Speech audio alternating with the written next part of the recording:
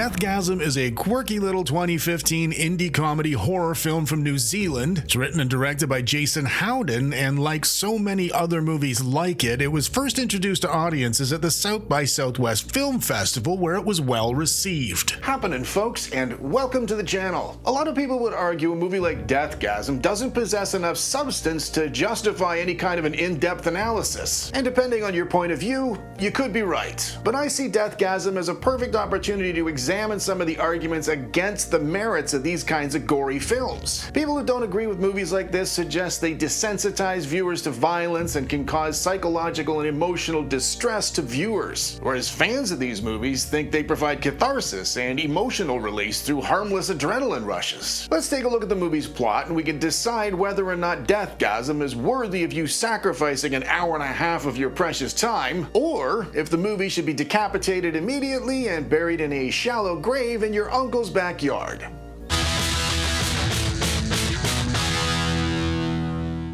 This movie opens with an introductory monologue from our main character Brody, played by Milo Cawthorn, who starred with Daniel Radcliffe in Guns Akimbo, and he was also able to earn some experience battling the undead alongside the one and only Bruce Campbell in an episode of Ash vs. Evil Dead, because they filmed that entire series in New Zealand. Sometimes living on a small shitty island like New Zealand has its benefits. I happen to live where they filmed Game of Thrones. Brody tells us he's been shipped off to live with his aunt and uncle because his mother's in jail after an unfortunate event with a shopping mall Santa Claus whilst under the influence of crystallized methamphetamines. And Brody's fascination with death metal means things are immediately tense at his uncle's house because they're as Christian gets. And to make things worse, his cousin David's a certified douchebag. Whether you realize it or not, Brody's situation has already introduced some complex themes and social commentary. In the back of your mind, you're probably reflecting on his circumstances and comparing them to something similar in your own life. And if you're wondering why this happens, it's nothing to do with movie magic or a well-written script. It's actually because the Western world has seen a shocking rise in narcissism in the last 10 years. Brody meets Giles and Dion, his first two friends in the new school, and he finds out pretty quickly they're being bullied by his cousin. But it's not long until things start looking up for Brody when he finds peace in the chaos of a record store called Alien Records. And inside Alien Records, he meets his soon-to-be bandmate and partner in crime, Zach. The boys get together in Brody's uncle's garage and they form a band called Deathgasm. And with a name like that, you might be surprised to find out they're not very good. Being the rebellious, mischievous type, Zach leads Brody down a dark path and the boys break into a derelict house. And inside the house, they find a sleeping Ricky Daggers who just happens to be one of their musical heroes. Zach tries plucking a record from Ricky's sleeping hands, but they wake him up and he attacks them, thinking they're occultists trying to do him in. But when they say they were tipped off to his location and they're just fans of his music, he tells the boys they're all gonna die because his location was supposed to be kept secret. And right on cue, somebody breaks into the back of the house, so he hands them the record and tells them to run like hell. And they do. And that leaves Ricky Daggers all by himself to be finished off by a well-dressed assassin with a well-placed knife. People who aren't in favor of movies like this tend to point to scenes like this one specifically. They tend to argue scenes like this glorify violence, or they may trigger trauma within individuals who may have had their own heads cut off in the past. When they get home, they realize there's no killer record inside the sleeve, and that means they've been...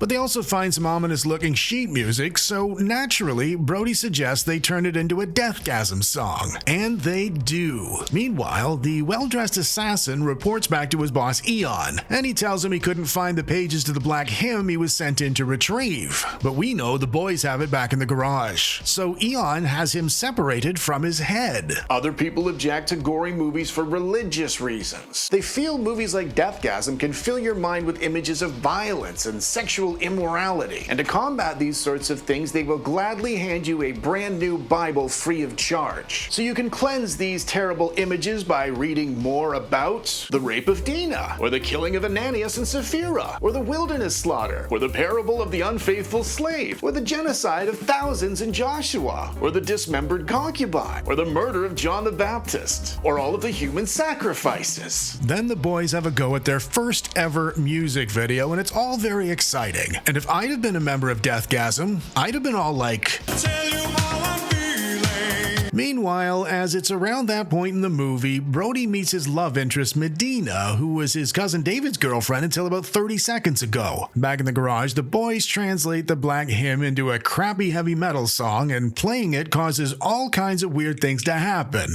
So they stop. The next day in school, not surprisingly, cousin David beats Brody up because that's what teenage boys are like in high school and beyond occasionally. While that's happening, Medina tells Zach to pass a note to Brody expressing her interest in meeting up with him for a rendezvous later that night. But Zach keeps the note and shows up in Brody's place. And when he lies and tells her Brody's not interested, she ends up making out with Zach instead because heavy metal, I suppose. Then back in the garage again, Deathgasm plays their new hit, The Black Hymn. Only this time, with a bit of practice under their belts, they nail it. And the incantation knocks the boys unconscious while it's bringing hell in a handbasket to the entire neighborhood.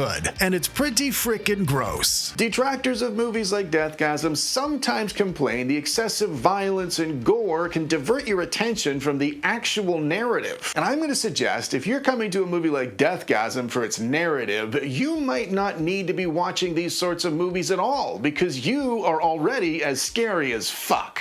When the boys regain consciousness, everything's gone creepy and weird, and cousin David's friend Terry accosts Brody in the toilets and tells him the blind one will be coming for them soon. Back in class, Brody's teacher, Mr. Cappenhurst, has a slight malfunction with his shorts. Then he malfunctions all over one of his students, a few times, for extra measure. Then Brody tells his best bud and bandmate Zach what happened in class, and he also tells him Medina's totally ignoring him. But Zach keeps quiet about what he did to Brody and suggests it's probably all happening because the Illuminati have put fluoride into the water. If you didn't know already, fluoride is an inorganic anion of fluorine. That is science. And if you're not a fan of gory horror movies, consider this. Do you think you'd have gained this kind of scientific education from a Barbie movie? I don't think so. But right as he's suggesting it, they find Zach's father demonized with his eyes torn out. And that kicks off the first of a zillion of this movie's outrageous blood-soaked fight scenes. And if you're a fan of extreme, gory body horror, Deathgasm will not disappoint you. Brody figures this is all his fault for suggesting they turn the Black Hymn into a Deathgasm song, so he apologized to Zach. They decide to go visit a girl named Abigail at the record store because apparently she knows all about this kind of thing. And on the way there, the streets are filled with possessed maniacs doing all kinds of terrible things to innocent people. And a few streets away, Giles and Dion have swung past Brody's uncle's house to collect him, but he's not there. And they're not faring very well against their own eyeless demon.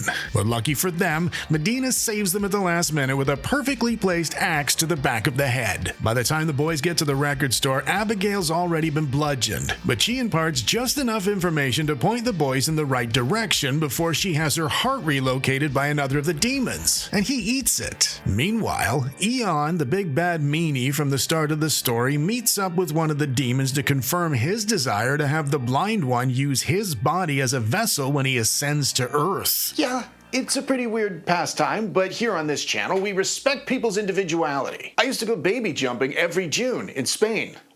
Look it up.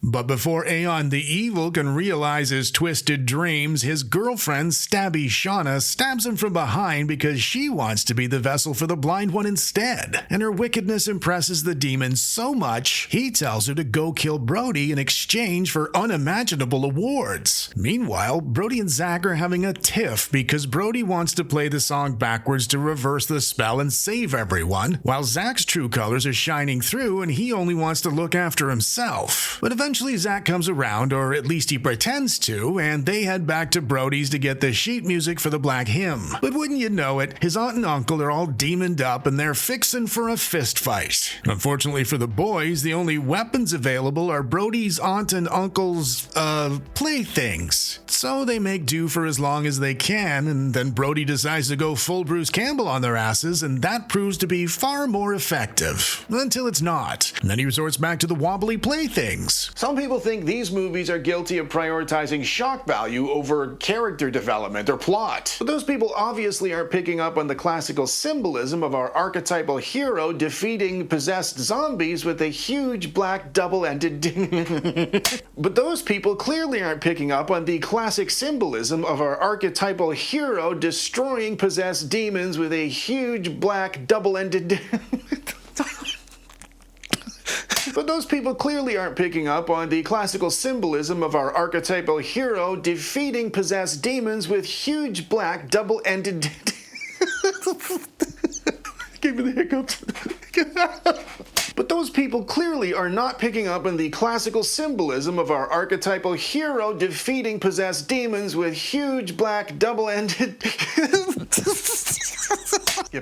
Skip it. Then Cousin David comes home right after the slaughter, and he's flabbergasted by what he walks in on. So Brody instinctually takes his head off, even though he wasn't possessed. And that is called a karma kill. And after a quick 80s mount-up montage, they head out to decimate demons all around the district. And I can't show you some of it because they decimate this demon's D in drastic detail. I believe I speak on behalf of most men right now when I say They all converge back at the school, and when Brody sees Zach's jacket in Medina's bag, he finds out Zach screwed him over. So they argue and then they fight because boys will be boys when there's pretty girls involved. And Zach storms out while the rest of the band tries to figure out how to play the song backwards without any amplifiers. And then they remember Ricky Dagger's place had loads of amplifiers in it, so they go there. But Shauna shows up and demands they hand over the Black Hymn music, and she tears it to pieces and ties them up so they can be sacrificed for the blind one when he arrives. Then right as the resurrected demon of Ricky Daggers is about to devour them, Zach comes back, and he saves the day, so a fight breaks out with Shauna's gang, and loads more demons show up, so they fight them too. But the clock strikes 3 a.m., and that means it's time for the blind one to arrive. And he does. And he starts possessing Shauna, but Zach kills her, so he possesses Zach instead. Zach turns into a total bastard, so Brody expels the blind one with a wicked guitar